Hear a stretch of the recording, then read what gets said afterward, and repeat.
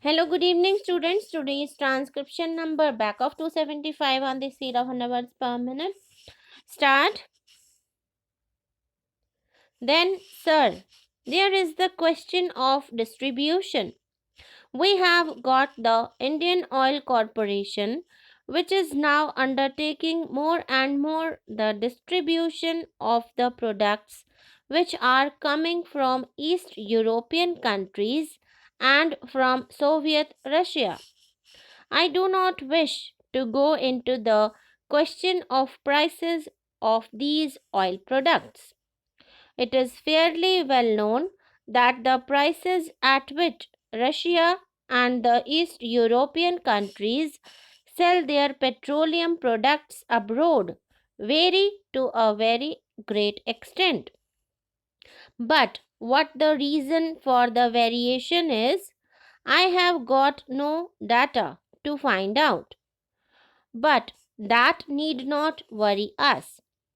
After all, we want oil products, and if we get them at cheap rates for whatever reasons, for whatever considerations, we should not mind welcoming the opportunity that has come to us as a result of that.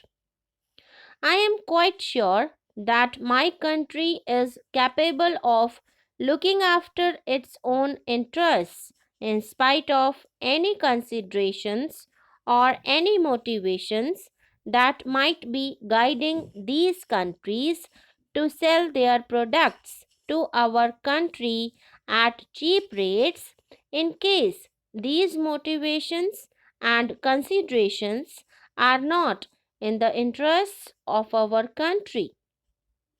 We have no data to find out whether these considerations and motivations are against the interests of the country or not, but as long as we are getting these products at cheap rates without any strings attached, I see no reason why we should not welcome that opportunity, and the government has done well in seeing that these products are distributed through the public sector distributing companies.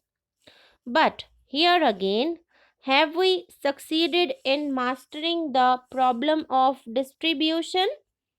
We are still groping.